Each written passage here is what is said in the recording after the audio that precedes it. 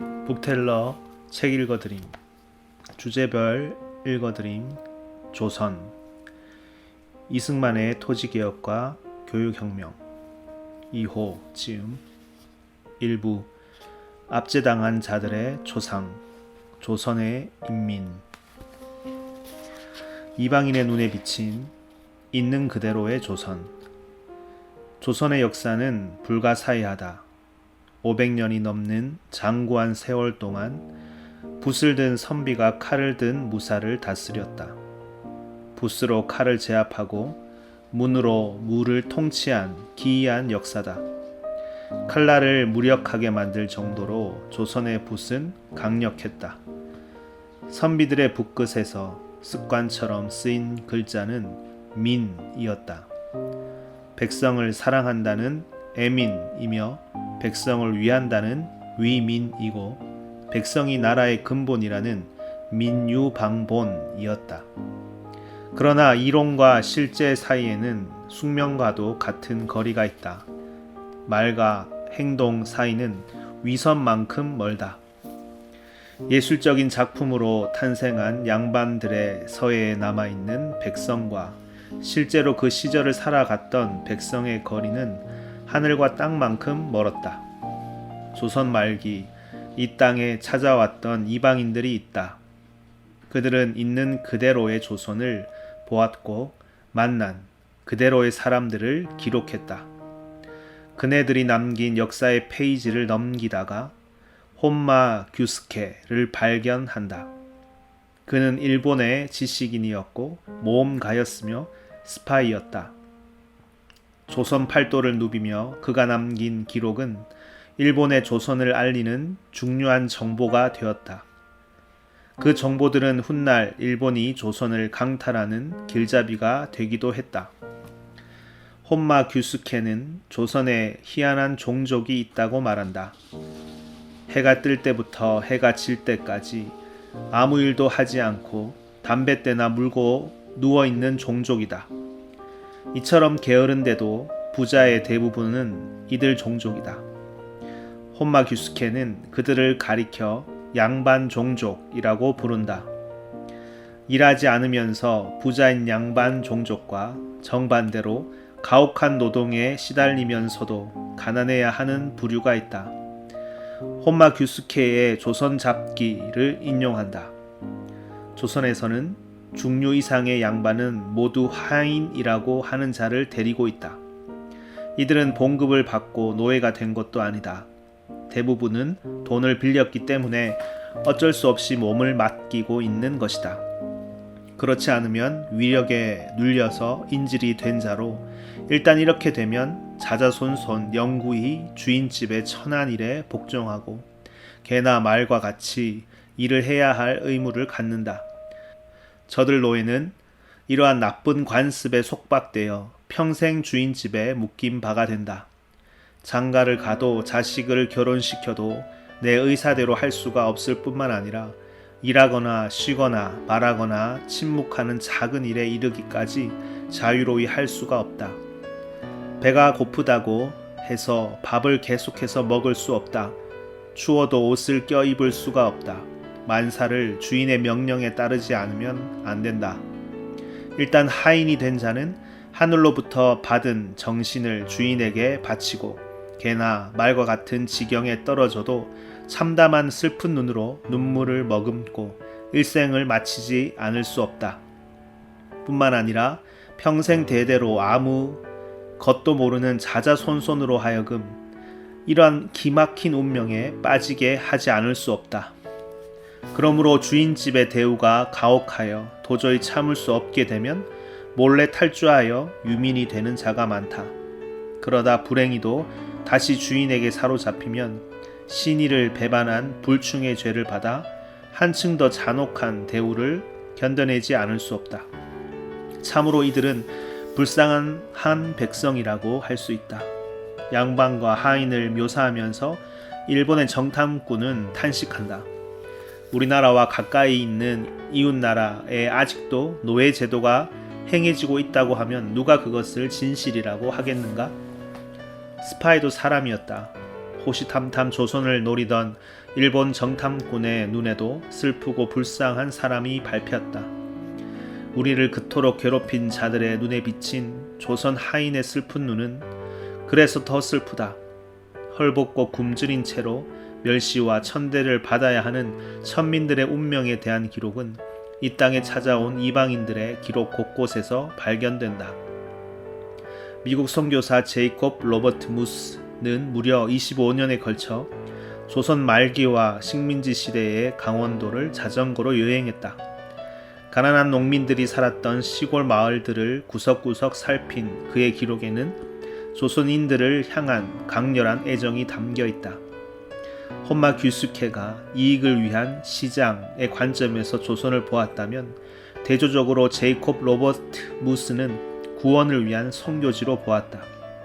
하지만 애정으로 바라본 선교사의 눈길도 어느 대목에 이르러서는 가차없이 차가워졌다. 양반들에 대한 묘사이다. 거기에는 직업도 없고 어떤 종류의 일도 하지 않는 수천 명의 특별한 존재가 있다. 이들은 길을 거닐고 긴 곰방대로 담배를 피우며 옛 지혜의 심오함에 대해 대화를 나누는 선비 역할을 하는 것 외에는 하는 일이 없다. 이들이 바로 양반 혹은 사대부들이다. 그들은 여러 해 동안 한문 공부를 해서 국왕폐하께서 이런 무가치한 인간 벌레들에게 관직이라는 은총을 내리면 그것을 감읍하여 받아들일 존재들이다. 미국 선교사들은 무가치한 인간 벌레라는 선교사답지 않은 비난을 양반들에게 퍼부었다. 정반대로 그가 한없이 동정적으로 묘사하는 대상들이 있다. 어린 딸에게 지어주는 이름은 그것이 무엇이든 상관이 없다. 곧 잃게 될 것이기 때문이다. 딸은 어린 꽃, 어린 소, 어린 돼지 또는 무엇이든 기억하기 쉬운 이름으로 불러 가족 내의 다른 아이들과 구분한다. 때로는 1순위, 2순위 등으로 가족의 구성원이 되는 순서로 이름을 삼기도 한다. 종종 sorrowful의 의미를 갖는 섭섭이로 부르기도 해서 자기 이름이 불릴 때마다 그 어린 것은 자신이 가족에게 슬픔을 가져왔다고 되새길 수도 있을 것이다. 이들 어린 아내들은 문자 그대로 이 집에 끌려온 노예들이다. 어린 소녀들은 결혼하기 전이나 후나 다를 바 없이 시어머니의 집에 들어온 그날부터 시어머니에 대한 복종의 인습에 속박된다. 그들은 문자 그대로 노예로서 방앗간에서 식량을 준비하고 그 집안에 노비가 있었더라면 노비에게나 맡겼을 온갖 종류의 가사를 다 맡게 된다. 여자들은 태어나면서부터 환영받지 못했다. 남자로 태어나지 못해 부모에게 섭섭함을 안겨준 섭섭이었다. 단지 여자라는 이유로 노예처럼 살아야 하는 조선 여인들은 참으로 가여운 존재들이었다. 양반 윗분의 일생. 로버트 제이콥 무스가 비판한 무가치한 인간 벌레는 어떻게 혼마 규스케의 지적처럼 재상가의 대부분을 차지하는 양반 종족이 되었을까? 왜 조선의 상민들과 여인들은 멸시와 천대를 받아야 했을까? 수많은 인생들을 불행의 구렁텅이에 빠뜨렸던 신분제의 기원은 어처구니 없게도 불분명하다. 송준호는 조선 사회사 연구에서 양반을 정의하기가 지극히 곤란하다고 말한다. 왜냐하면 양반이냐 양반이 아니냐가 법과 절차를 통해서 구분된 것이 아니기 때문이다. 양반과 비양반의 기준은 사회 관습을 통해서 형성된 것이기에 상대적이고 주관적이었다. 이 규태 역시 양반의 기준이 불명확함을 지적한다. 양반이란 말뜻처럼 애매모호한 것도 없을 것 같아. 인종이 상, 천, 민과 다르다는 것도 아니고 법령으로 신분 취득과 상실을 확연하게 정해놓은 것도 아니오. 더군다나 호적에 양반, 상민이 표시되어 있는 것도 아니었다. 말하자면 양반이란 한갓 사회적인 호칭에 불과했다.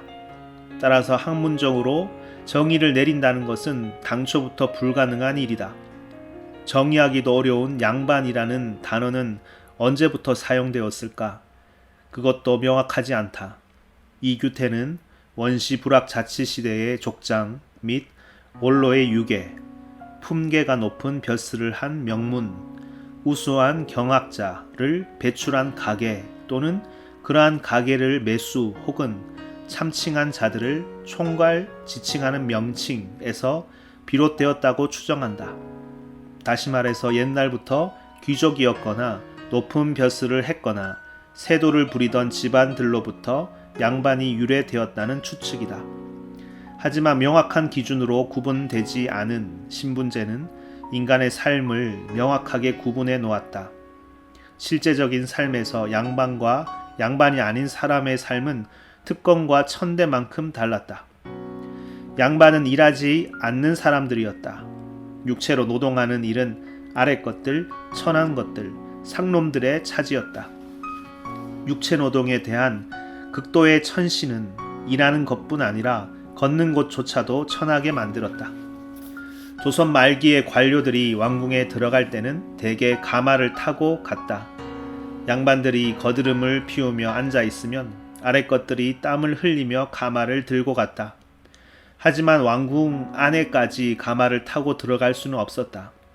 아무리 양반이라도 임금 앞에 나아갈 때는 가마에서 내려서 걸어야 했다.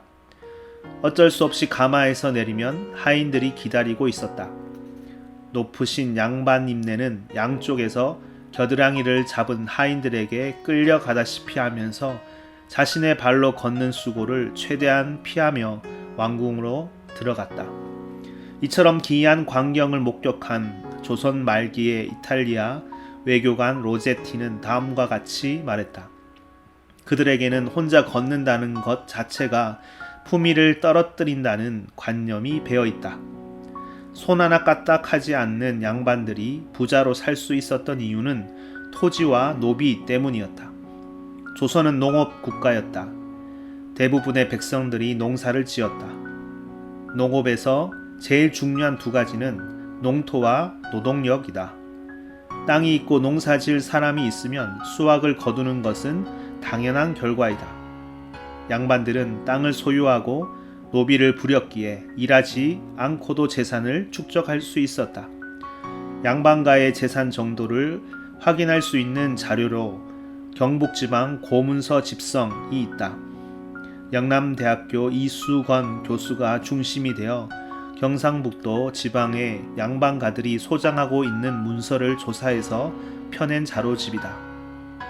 경북지방 고문서 집성에 따르면 경북 전체에서 첫 손가락에 꼽힐 만큼 넓은 부지를 소유한 인물이 안동 지역의 권벌이다.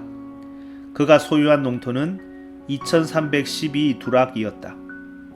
두락은 경지의 면적을 표시하는 전통적인 방법으로 순수한 우리말로는 마지기라고 부른다. 1두락 혹은 한 마지기는 벼나 보리 등의 종자 한 마를 파종할 넓이의 토지다. 1두락을 오늘날의 넓이로 환산하면 대략 200평이지만 권벌이 살았던 16세기에는 100평 정도였을 것으로 추측된다. 따라서 권벌의 소유는 20만 평에서 40만 평 사이였을 것이다. 광활한 대지를 소유한 권벌에게는 그곳에서 농사를 지을 노비도 있었다. 조선의 양반들이 후손들에게 재산을 분배한 내역을 기록한 문서가 분재기이다. 권벌의 분재기를 보면 총 317명의 노비를 분배하고 있다. 317명이 글자 그대로 노예처럼 일한 대가를 양반 한 사람이 차지한다면 일하지 않고도 부자로 살 수 있음은 당연하다. 양반가의 재산 규모를 확인할 수 있는 또 다른 자료로 한국학중앙연구원 정구복 교수팀이 작성한 고문서 집성 해남 윤씨편이 있다. 이것은 전라남도 해남에 자리 잡았던 해남 윤씨 어초음파 종송가에서 남긴 방대한 고문서를 조사한 연구물이다. 이 일족은 윤효정을 파의 시조로 하는데 윤효정의 4대 조손이 유명한 윤손도이다. 해남 윤씨의 재산 관련 문서에는 윤손도의 증손인 윤두서가 자녀 12명에게 물려준 재산 내역이 기록되어 있다. 노비 584명, 농지 2400두락 이상의 막대한 규모였다. 이 시기의 1두락은 150평에서 200평으로 추측되기 때문에 오늘날의 면적으로는 120에서 160 헥타르 혹은 36만 평에서 48만 평이다. 윤손도는 강직했던 선비였다. 권력자들의 그릇된 행태에 가차없이 직언을 날렸고 그로 인해 일평생 유배지를 떠돌았다. 명성 높은 지식인이요 고위 관료였지만 죄인 취급을 받았던 굴곡 많았던 일생 동안 변함없는 그의 벗은 자연이었다. 윤손도의 대표작으로 오우가가 유명하다. 내 벗이 몇인가 하니 수석과 송죽이라. 동산에 달 오르니 그 더욱 반갑구나. 두어라 이 5밖에 또 더하여 무엇하리. 물과 돌과 소나무와 대나무와 달, 그 5 친구가 있으니 또 더할 것 없다고 시인은 노래했다. 참으로 아름다운 시요 맑고 깨끗한 작품이다. 그러나 시인이 시인으로만 살 수는 없었다.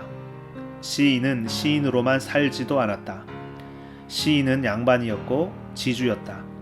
시인이 물과 돌과 소나무와 대나무와 달을 노래하는 동안 시인이 먹고 입고 쓰고 노래할 수 있도록 노비들은 피땀 흘려 일했다. 이것이 조선이었다. 조선인민 아랫것의 일생. 조선의 백성들을 일컫는 공식적인 용어는 인민이다. 송호근은 인민의 존재 이유를 한마디로 요약한다. 수분 공력을 다하는 것. 다시 말해서 세금을 내고 노동력으로 동원되는 것이 전부인 일생이다. 인간으로서의 권리는 없고 오직 의무를 다해야만 한다. 다스리지 못하고 다스림을 받아야만 하며 가르치지 못하고 가르침을 받아야만 한다. 유교 국가 조선에서 인민들의 위치는 유교 경전인 역경을 따라 갓난아기로 규정되었다. 임금이 부모이고 지방 관리는 유모이며 백성은 갓난아기이다. 적자인 인민의 처지를 대표하는 용어가 적자입정이다. 이는 갓난아이가 우물에 빠진다는 뜻으로 위태로운 장면을 묘사한다. 우물가에 갓난아기를 놓아두면 큰일이 난다. 부모가 지켜야 하고 어른들이 돌보아 주어서 혼자서 걷다가 우물에 빠지는 사태를 막아야 한다.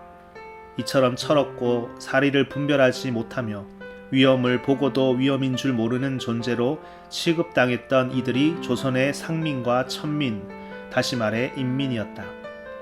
그들을 돌보는 부모가 임금이었고 지켜주고 가르치는 어른들이 양반이었다.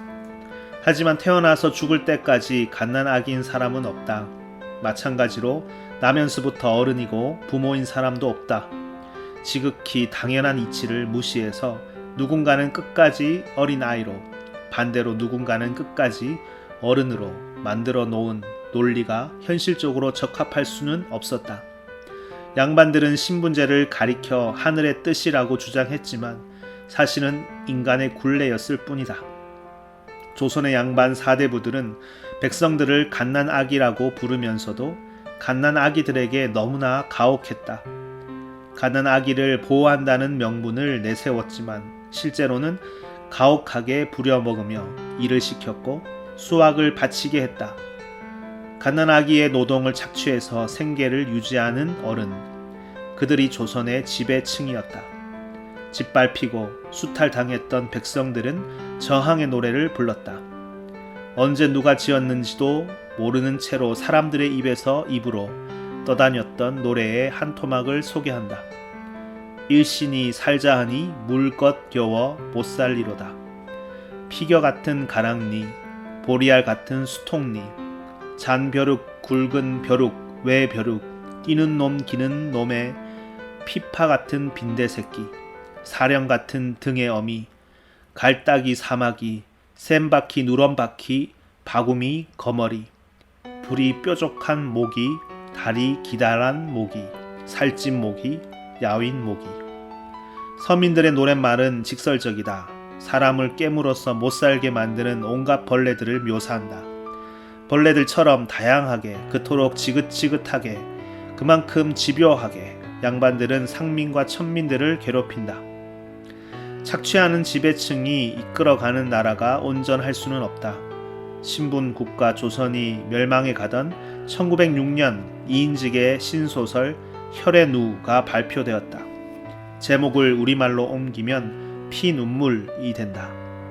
근대 소설의 시작으로 평가되는 작품은 아래 것들의 피눈물 나는 고백을 토로한다. 나라는 양반 임내가 다 망쳐 놓으셨지요.